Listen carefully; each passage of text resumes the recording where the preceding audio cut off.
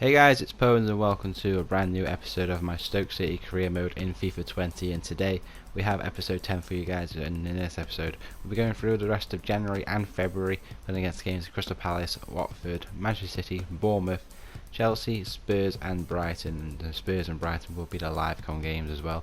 And may also have an FA Cup fixture in there as well after progressing into the fourth round of the FA Cup after beating Brentford at the end of last episode.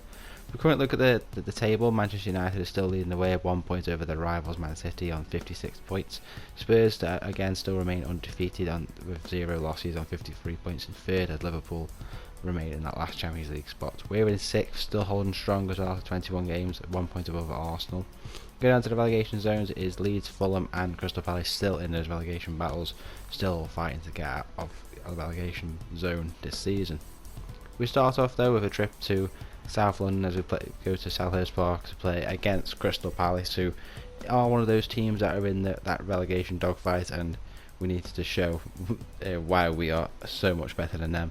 As we start off at only 10 minutes on the clock, Sandro Tonali is obviously our captain, fantastic, going all the way through and slotting it into the bottom corner on his left foot. It's a brilliant finish. And after 10 minutes, what more can you ask for? We're proving how strong we are and why we're so high up in the league, and why we're pushing for potentially a European spot after just getting promoted. It wasn't long though before Crystal Palace replied with Wilfried Zaha, their main man, slotting it in first time from a cross on the byline. And Mateta playing it through, and I think it's McCarthy or someone like that who slots it into Zaha, but we were having that, or Baudu, and Dye wasn't having that as he tries to go alone, getting past everybody, shrugging off everyone, gets past him. Ben Chilwell not even anywhere near him, and Baudu NGI, what a run, what a goal from him, shushing and quieting down Selhurst Park. They were all amped up after getting that equaliser, but he's put them back on their arses and tell them to shut up, because that is an amazing finish from him, and he's just proven that with his 7th goal of the season. It's an amazing run, and it might be like the first one you see in this episode of Baudu and doing that. After underneath half an hour though, we had Ndiaye trying to get an assist as well in this game, as Patrick Cutrone yet again for us puts the ball in the back of the net. Are still in the first half, underneath half an hour, getting yet another goal for himself in the season, his 16th goal, and he is still pushing for that golden boot, and he's still going to do it, I reckon. Could he break the record? Let me know in the comments. In the second half though, still 2 goals up as Mere takes down Mbeumo there and gives away a penalty on the 58th minute, and he gets what's coming to him for that. Last man back, clear opportunity. It's a clear red card for him. Jorge Mere, one of the Spanish centre backs they brought in this season, still hasn't shown well, and he got a red card for that tackle. And with that red card, Patrick Cutrone was able to take advantage of that and stop putting in his 2nd goal of the game, and give us 3 goals daylight now between ourselves and the relegation struggling Crystal Palace. And with those 3 goals comfortable, we managed to get all 3 points from South London. 3 points from Crystal Palace, it shows why they're in the relegation scrap as well, with not many goals, and conceding 4 goals, they're going to be down there. Next up though, first game at the Bet365 in this episode, as we take on Watford, another London-based team. That I went in with this with a second team because we did have that FA Cup fixture scheduled for the week later after this game, and I wanted to make sure I play a second stream rotation squad-ish for it, so I wanted to make sure I play my best squad for Man City, which is that game after this, and it's proving well, as Jack Marriott is the first person on the score sheet. A lovely through ball there from Jordan Brown, or Jamie Brown, sorry, and Jack Marriott capitalises well on that lovely assist from him and gives us the 1-0 lead. But shortly after half an hour of the game, Danny Welbeck plays a lovely 1-2 pass for his teammate, and he puts them back on level terms, and it's going to be one of those games. You could feel it. With my second team though, I felt like I had the advantage, and Tom Ince can do that. When you're playing the ball, and Tom Ince, he smashes it in, takes 1 touch and blasts that into the top right hand corner of the goal, and he's gone over to salve it with Jack Butland, who's sitting on the bench for this game, watching on from the sidelines, and there's a lovely pass over from Tyrese Campbell. Ince takes 1 touch and blasts it in to that top right hand corner of the goal. It's a brilliant finish, and I probably need to play him more often, but He won't be able to fit in my squad really. That's why he's in the second squad. It's a brilliant goal and nonetheless as we take a 2-1 lead. But in the stoppage time in the first half, the ball goes through. I think it's Ziedler there for Watford and gives them their second equaliser of the game, and it goes to 2-2. But in the second half, things switch up as Chalobah is on the ball now. McLean can't tackle him as Milasar plays the ball through to Welbeck, and Chalov, one of Watford's new signings he signed in the January transfer window this season, gets on his debut, gets his first goal for Watford and puts Watford in the lead.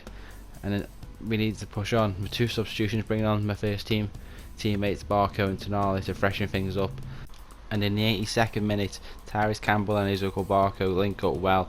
A lovely weighted 1-2, and Tyrese Campbell with his first goal of the game, and he gets our first equaliser of the match. 3-3 it is after 82 minutes, and we could even push on against struggling Watford to potentially go and grab a winner. It was only time to tell. And in the 87th minute, we went on and do that. Izuko Barco running down the line, and again linking up with that man Tyrese Campbell yet again, and he slots it into that same corner yet again. 88 minutes on the clock, 4-3 up, and Tyrese Campbell gets what he deserves, gets another goal for his tally for the season, and goes to celebrate with our home supporters. It looks like a game winner with that goal in the 88th minute. Could Watford get something back?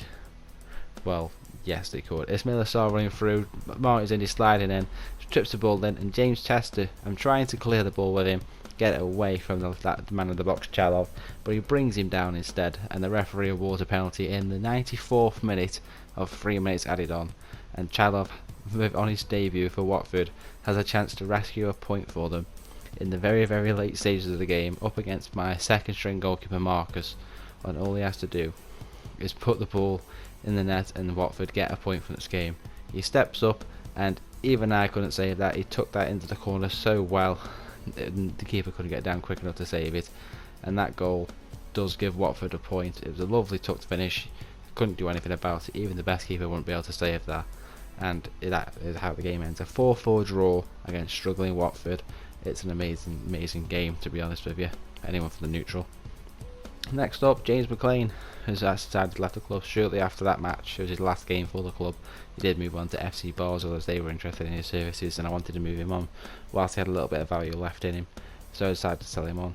Like I say, next up now, Manchester City. I wanted to play my first team for this, as that's why. I wanted Patrick Cutrone fit and well and ready and sharp for this game against the champions, and after 13 minutes we do get off to the best of starts, so they're taking a 1-0 lead.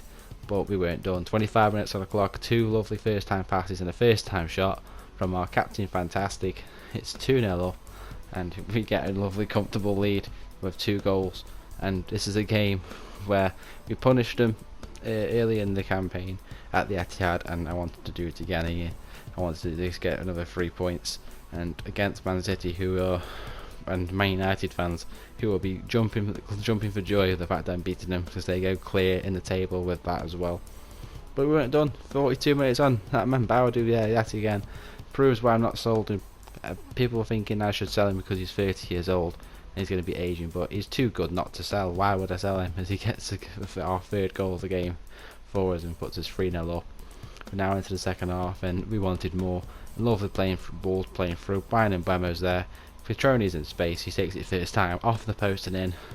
And against Manchester City, we are 4-0 up, and what more can you expect for the first season in the Premier League? I know it's on legendary difficulty, and if it was on ultimate I will be playing it, but because ultimate difficulty is so messed up, I'm going to have to stick with legendary. Maybe I can adjust sliders, but let me know which sliders are the best to use, guys, if you want me to do that. Game wasn't over though. Ciro Immobile came on off the bench for Aguero in the second half, and he's got him a consolation goal in the 80th minute, and he's telling us to calm down with being 3 goals up. But nonetheless, that's how the game ends, and Pep Guardiola does not want to see this place yet ever again from getting absolutely thumped by us.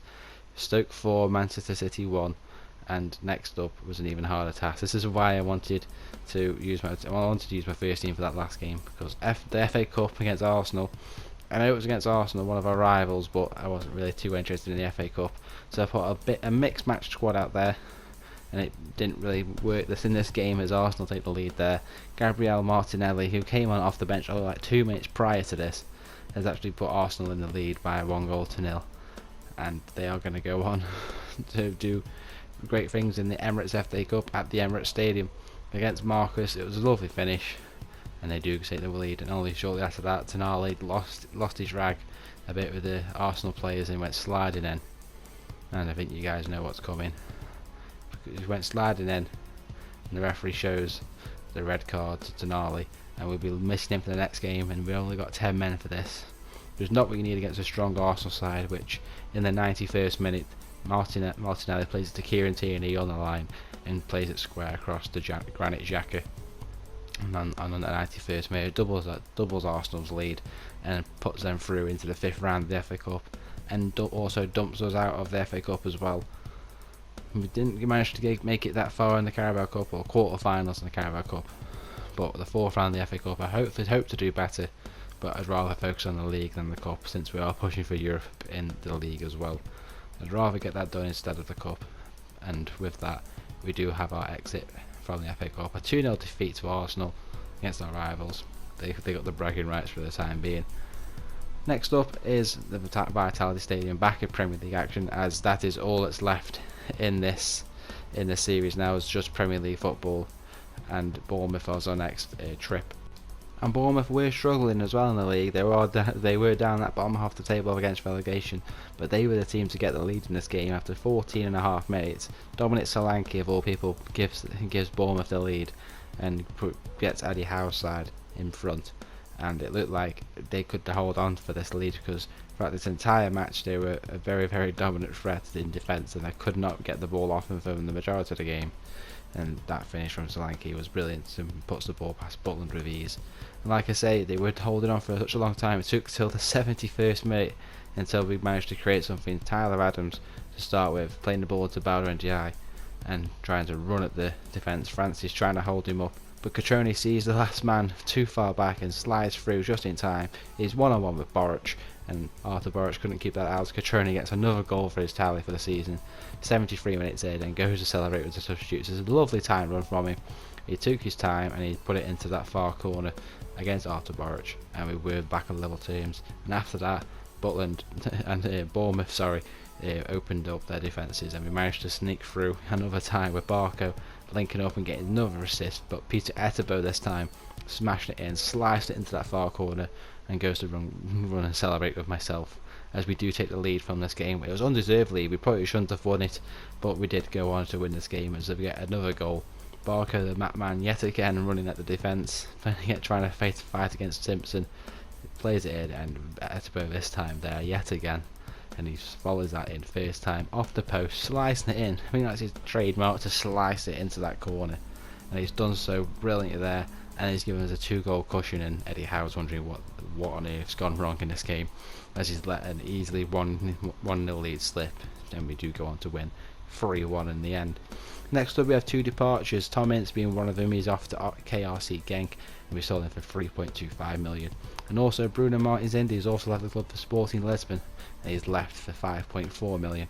And that departure from Bruno couldn't come of a waste of time, as I didn't realise that Tyrone Malacia actually picked up an MCL injury. He's out for 4 months, and because of that I don't really want to be playing Stephen Ward, as I'm going to recall the other man, Josh Tyman. Instead I'm going to be bringing him back, and he actually is going to get the start for our next game.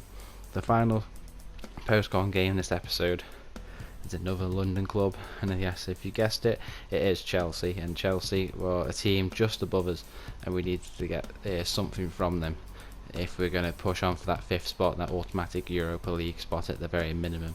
And it went quite well. I was hoping to hold out for a draw at this entire game, but in the late stages of the game, a ball from Pulisic to Milik, another one of Chelsea's signs at the start of the season, came in the middle of the box unmarked, and he crossed it in. Pulisic did, and Milik took it into the back of the net with ease. And Chelsea's squad is very good there. You've probably just seen Donny van der Beek, but we should have been defending that better. Ben Davies at the back was not marking him, and when you're one-on-one with Butland, it's just a simple tapping really. We wanted to get something back though. We needed to work a really, really well constructed goal if we were going to get something from this, as Tonali burst forward and linking up with his Italian talisman Catrone, and slides in that man Baudu Ndiaye yet again with a power shot in that to the bottom of the net, rolls it along the floor underneath Kepa. Lovely pass from Catrone. It was a beautiful finish by Baudu as well. He gets his 9th goal of the season, and we could have held on, but in the late stages again, Butland tips it over the bar, and Chelsea get a corner in the last few seconds of the game. They take Milik off, you see in the top left, for Morata, and his first touch was a header. It goes all the way into the back of the net, and that's how Chelsea go on to win the game. But it was unfortunate to lose the game in that manner, but I think we put up a good fight against them, and we do go on to lose the game. Ben Davies is realising his mistake of conceding Chelsea's first goal, because he could have just marked Milik, but it was a 2-1 loss. And now it's back to live com. So then guys, we're into the live com part of the episode now, and we're going to be carried on with the last 2 games remaining in February. But before we have a look at the 2 games left, we're going to have a look at the table as it stands. 26 games played. We're still in 6th spot as well. Losing to Chelsea in that last game didn't help us that out, because we're now 4 points behind them in the table. And luckily Arsenal still remain 1 point behind us in 7th place as well. Man United is still holding strong at the top of the table. Man City 4 points behind them. Beating them has helped Man United out. Spurs have actually lost a game as well. At the start of the episode they were actually undefeated. Now they've lost one. Liverpool still looking quite strong now, 3 points ahead of Chelsea in 4th. Look down the table now at the relegation spots. It still is Leeds, Fulham and Crystal Palace. Still haven't moved positions, but Leeds and Fulham and Palace are picking up some points now. Leeds, I don't think they're going to do the great escape, because they've still got another 12 games to go to save their season, but I don't think the relegation zones are going to change now. Crystal Palace actually sold Wilfred Zaha in the transfer window too for £50 million, so I don't think they're going to get out of the relegation battle without a strong striker like him in the squad anymore. But obviously we've got 2 games left in this episode. I'm going to be live commenting. It is against Tottenham Hotspur, who have only just lost their first game this season in this episode, and we're playing against Brighton, who are currently sitting in 14th in the table. I think it's away from home as well, so a nice trip to the Amex Stadium for this one. But first up is Tottenham Hotspur. As this is a squad for this game against Tottenham Hotspur at the Bet365. It's Butland in goal, Tyler Adams at right back, Davies and Trinity going centre backs, with Josh Tyman at left back. Obviously losing Tyrone Malacia to I think it's an ACL or MCL injury. He's out for 4 months at time, and I had to recall him from loan at Cardiff, so I wasn't going to play Stephen Ward there. If I'm going to use anybody, I'm going to use Josh Tyman. I actually sold Martin's Indy as well, if you remember, and obviously I've not got him in the squad because he would have been the backup. But as Malacia's injured, Martin's Indy's gone, I may as well just use Josh Tyman, because it may as well get his overall a bit as well. Still at the same midfield, and the strikers of Etebo, Tonali and Ndiaye, and Mbeumo, Cutrone and Barco up front. It's obviously a very strong side, and it's done well for me this season. I think after losing the FA Cup to in the 4th round to Arsenal, the game against Bournemouth and the game against Chelsea, the team has been a little bit slacking. It's probably just me, but well, we go into this game hopefully to get 3 points and add a second defeat to the season to Tottenham's tally this season. So let's go to the Bet365 and let's try and do that. Here we go. This is the game against Spurs at the Bet365. We need to get the 3 points now. We need to try and catch up to Chelsea. I want to get into that automatic Europa League spot since we are pushing for that now. Without further ado, let's have a look at Spurs' lineup. So this is their lineup then. Hugo Lloris is still in goal. Carvajal, Veltman, Alderweireld and Jordi Alba at the back.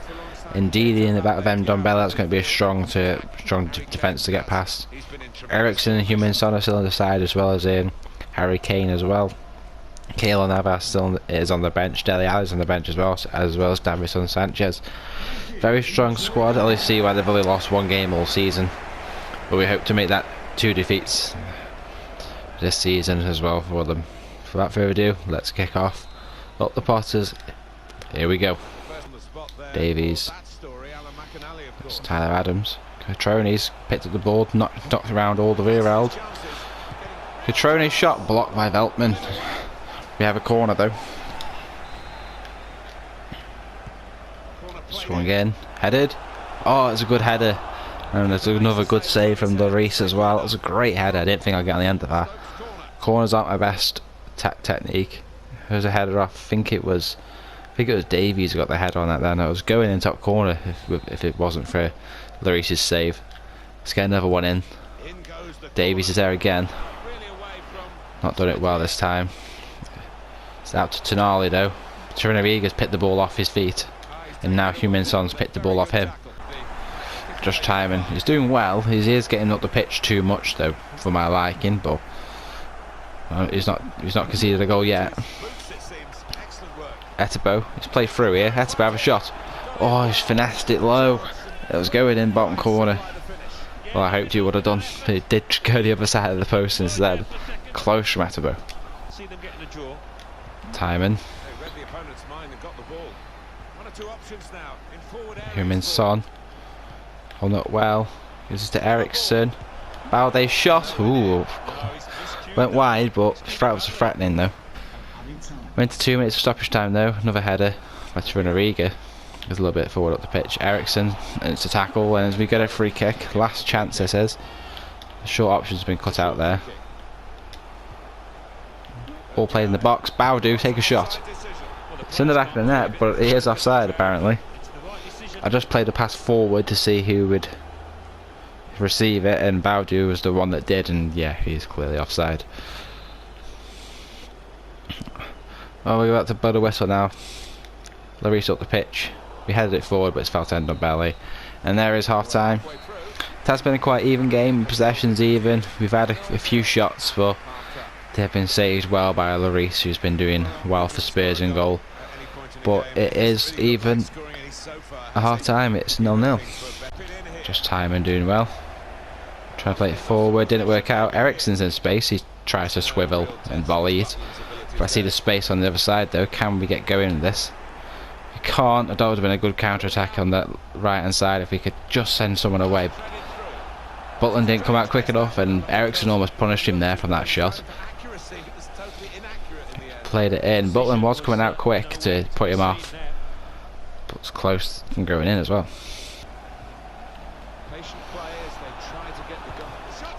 Blocked. Nothing's happening here. We're not getting the ball away. Here's Ndombele sliding through Harry Kane. Good save from Butland. I had to bring him out there to do something. He did well to block the chance from Kane. I thought there'd be 1-0 Spurs there. No one's making a good run. Has this team lost all confidence and momentum since I lost to Arsenal? Because it has felt like that. The Bournemouth game wasn't as easy as you thought. It was all Bournemouth until I got my equaliser. And once I got my equaliser, the floodgates opened. And here we go. Here's Tonali. He's driving forward, and he gets someone on side. Brian Mbeumo's come into the box. Shoot Mbeumo. Oh, he's dragged it.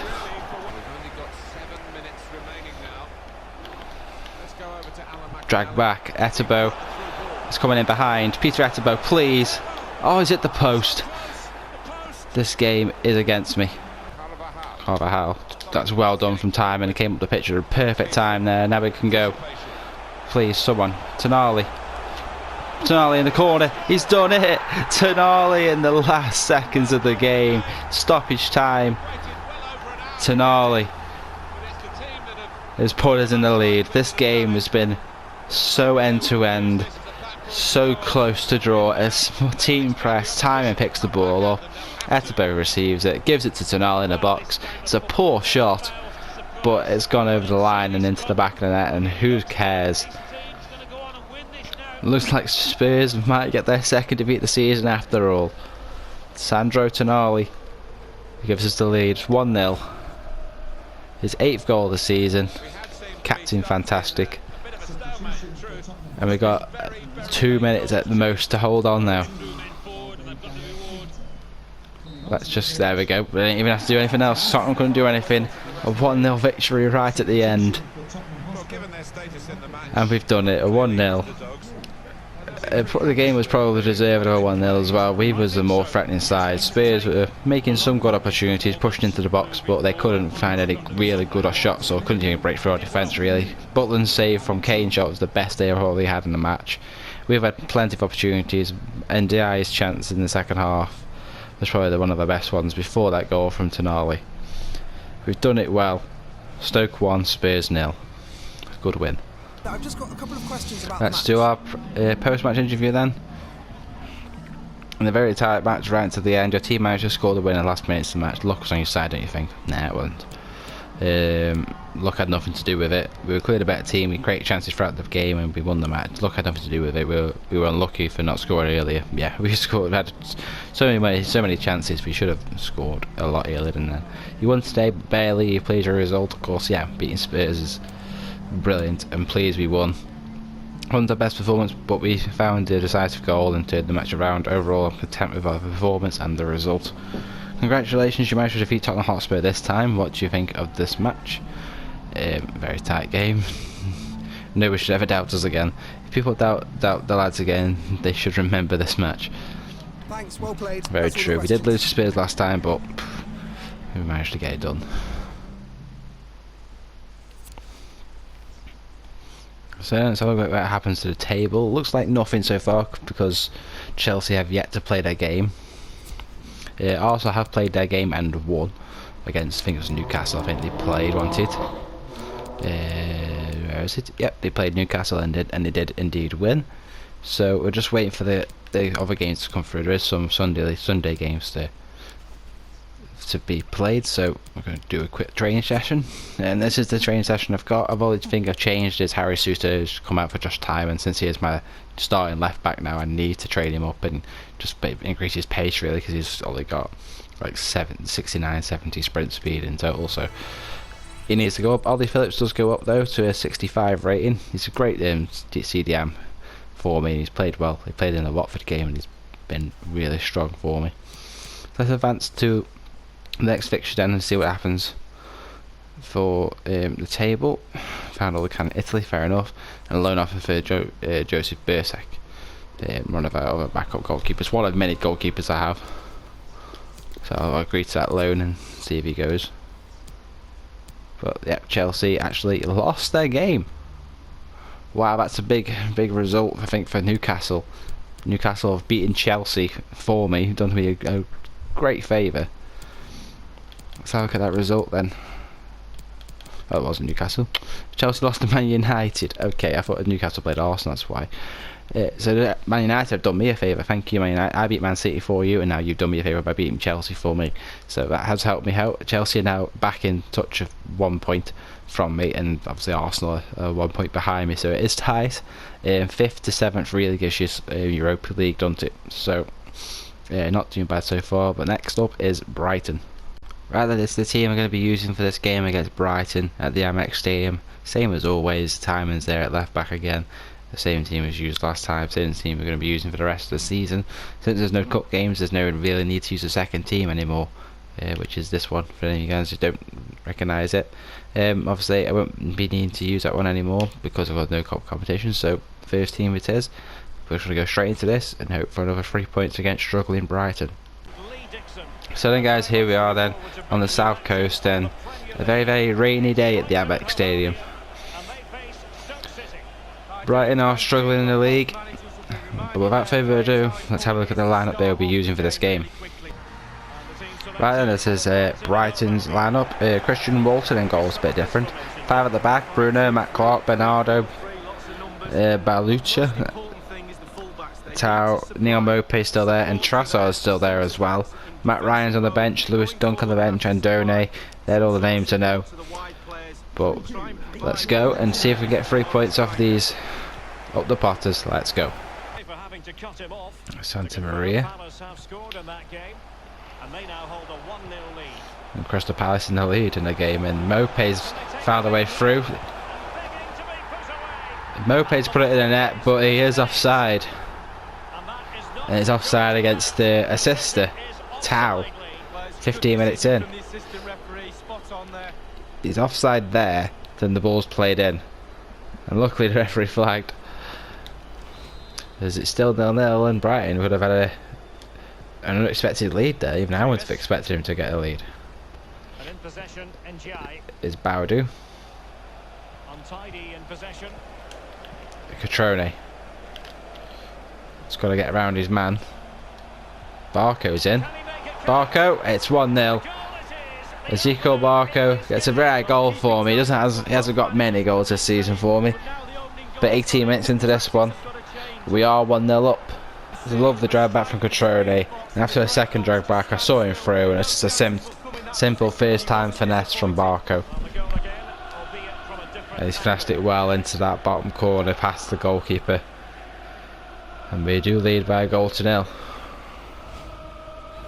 Barco gets his 4th goal of the season in the Premier League. Now I've got that lead, I'm comfortable. Just need another one to assure it. Trossard's going to swing it in. Much better corner this time out. And now Bowdou's broken out. He's going all the way here, Bowdou is. Such a great run. Bowdou's gone all the way. Have a shot, Bowdou. Oh, he's done it! What a goal from Bowdou NDI. From his own box. He's ran all the way through the Brighton team and put the ball into the other end. What a goal from Bowdou from his own box. He's ran that the entire length of the pitch, turned inside, got past everybody, found a good position, centre of the box, and struck it as hard as he could, and top left hand corner. What a brilliant finish. Another contender for goal of the season, maybe. There's a potential for it. He's up there. That's 3 good goals I've got this season. Got Jamie Brown's goal in the Carabao Cup against Southampton. I've got Tom Ince's goal against Watford in this episode, and now I've got Bowdou's goal. I might have to do a best goal of the series. It's 2-0 now. Santa Maria. Trossard's found space in the box. Who's good save from Butland. Now we can play it forward again. It's gnarly. Cutrone's broke through here. Cutrone, put it in the back of the net, mate. He has done as well. 37 minutes in. It's 3-0 now. Game over already. Cutrone as well gets another goal to add to his many goals he's got this season for us. He's still going for that golden boot. His pace and strength too much for a defender. It was a scuff shot, but nonetheless, it's more of a chip shot really than an actual power shot. But it's gone to the back of the net anyway. We're 3-0 up. Cutrone gets his 21st goal of the season. He's going for that record as well of 32 goals. Can he get it with 10 games to go? So 11 goals in 10 games is possible. Playing it back to Baluta. Trossard playing it back to Mope. Tonali, can you get on the end of that? Brighton might create something from this. They've still got the ball. Baluta playing it out wide to Bayer. Headed away. Trossard with a bicycle kick, and again another bicycle kick from Santa Maria. But it is a goal kick. Bit of pressure at the end of this first half. Can we get the ball back? We can't. But it is half time. And we're getting a comfortable 3-0 advantage going into this second half. We're attacking well. We've got all 3 goals. Bowdou with a brilliant goal as well in this first half. Running the entire length of the pitch and putting the ball in the back of the net. Absolutely brilliant. 3-0 at half time. Needs to work on his head in a little bit. Penalty. How is that not a penalty? He's tripped me up in the box. Didn't get anything of the ball there. I'll tell you what, I'm going to pause it and look at the replay because that was a definite penalty. Let's change the camera. Let's have a look at this in slow-mo. Okay, Cutrone's got the ball. He's tapped it forward. And he has gone over it. It looks quite easily, but he's getting pushed. He got pushed right in the back, and the ref's not giving that. I'm not taking that. That isn't fair. Ball's that wide to Barco. Cutrone's got the pace to get round Bruno here easily. Cutrone, get your 22nd. He's got his 22nd goal of the season. 4-0 up now against Brighton. Brighton looked defeated anyway from the first goal. Now we've got a 4th. Trossard's leaving on the pitch, so they know they're defeated. when they're taking off one of their best players. Cutrone bursting through, getting tugged and pulled and everything. And on his left foot, Cutrone can bury that past the goalkeeper. And it is now 4-0. Looks like Cutrone might get the golden boot. He's still got to get a lot more though. The competition record is 32 goals and he's got 10 games to go, including this one, to get another 10 goals or more. It is possible. I want Cutrone to get this. I want Cutrone to get the record. 4-0. Here's Etebo now, just got a bit of pace. Cutrone's gone through. Cutrone gets 23rd. Saved. Bit selfish probably for Cutrone to take the shot on, but not play through Tonali, but I want to go for that hidden record for a throw. Barco. Tonali. Over the top through ball. And I didn't even get the ball back from that tackle on Tonali. The ball was played after Tonali played the pass and he was fouled, and normally you're supposed to get a free kick for that because I didn't receive the ball, but Cutrone's going to have another shot to save for Walton. That's game over. 4-0 comfortable win though. Cutrone slumped to the floor as well because he knows he's missed a chance for a hat-trick, but he's not going to mind. It's a 4-0 victory over Brighton. Yes, they are struggling in the league, and we need to keep the pressure on Chelsea if we're going to try and claim a top 5 position. 6th is a good position to finish for a first season in the Premier League, but if we're going to go in for Europe, let's get in there automatically and save us the trouble of having to qualify. But it's been a good performance today. 4-0 victory over Brighton. What more can you ask for? Right then, this is the post-match press conference for that 4-0 win against Brighton. With 2 goals to score to win, Cutrone was the hero today. Any thoughts? He's just a tank up front. Overall great performance from him. What more can I say? We were expecting a more competitive match out there today, were you? Nah, there was no challenge. My words right in my mouth. It was not much for a challenge for us at all. You might need to raise your expectations of us. We were unstoppable out there. You won again. Do you think that Brighton and Hove Albion played well? No. Not as well as us. We respect our opponents and they played well, but clearly Stoke City's players played better. Obviously with a 4-0 victory, you're going to say that. Thanks so much. And we're going to move on and have a look how the table looks now after that, as we actually move into the next month. Actually, I'm going to advance forward that extra day because I think some scout reports come back too for the youth team. Let's have a look at that as well, and we've actually jumped the table. Didn't expect this, but we are actually in 5th place. Arsenal actually, I think they drew. Let's have a look. I'm going to go back in February and scroll all the way down to see all these results here. So just beat Brighton. Chelsea drew to West Ham, so because of that we've jumped Chelsea now by a point. And Arsenal drew with Everton, so now we're 3 points ahead of Arsenal. Now we've got it to lose with 10 games left to go this season. Still some big games there, like the Man City and Liverpool have still got a game in hand. I don't know why. Maybe the Carabao Cup. That's probably the only thing I can think of would be why. Burnley got a game in hand too, and so do Leeds. So yeah, we've got it to lose at this point. We're in 5th. We've got some hard games left again. We've got Man United and Arsenal to play at the end of the season. So all we need to do is just keep winning the games. All the games after that are quite simple. Because next episode, what I'm going to do is finish off the season, because we've got no cup competition to look forward to now. So I'm going to be finished off the season. So we're going through March, April, and May.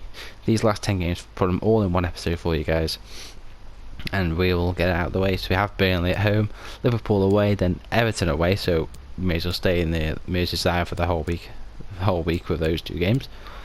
Then we play against Aston Villa, Fulham, Newcastle, Wolves, and then we have Leeds, Manchester United, and then another week break. So we have to play against Arsenal the last game of the season at home. So hopefully we can wrap up at least a Europa League spot. A Champions League spot would be insane.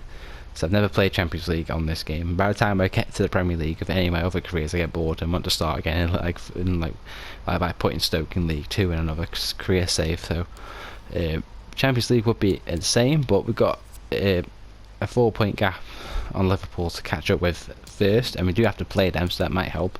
But Liverpool do have a game in hand as well, so that they could increase that up to well, 7 points.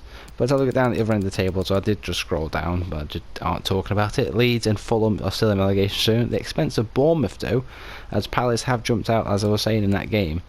In that recent game which playing against Brighton, there was a game between Palace and Watford, and Crystal Palace have just won 3-0 against them, which means they've jumped out and Bournemouth have dropped in. So it's going to be a very exciting relegation battle at the end of this season. So I look forward to that. But if you guys have enjoyed this episode nonetheless, and it's been quite a thrilling episode with some great goals and lots of goals as well, so I hope you guys have enjoyed it. If you have, make sure you leave us a like. If you haven't, drop us a like, let me know why in the comments below so we can improve. If you're new, be sure to subscribe to the channel as well, because not only do we do these, I also do match day vlogs as well. If the season's over, we managed to survive in the Championship for another year, made some good signings, and we've actually made one signing as well of Morgan Fox from Sheffield Wednesday today as I'm recording this, so that's a brilliant signing. We've actually got a left back in now, and next season just looks positive for Michael O'Neill at the helm, so I'm looking forward to that next year. Hopefully we can go back to football really soon. If you're missing football though, you can always go and check out my old vlogs from our first season in Championship last season, and then the season just gone. So those 2 seasons you can go check up on as well. And until we can go back to stadiums, I'll be doing reaction vlogs as well, because I know you guys are enjoying them and they get a lot of good support, so I appreciate that. But anyway guys, thank you for watching, hope you enjoyed. This is Poens, I'm signing out, peace.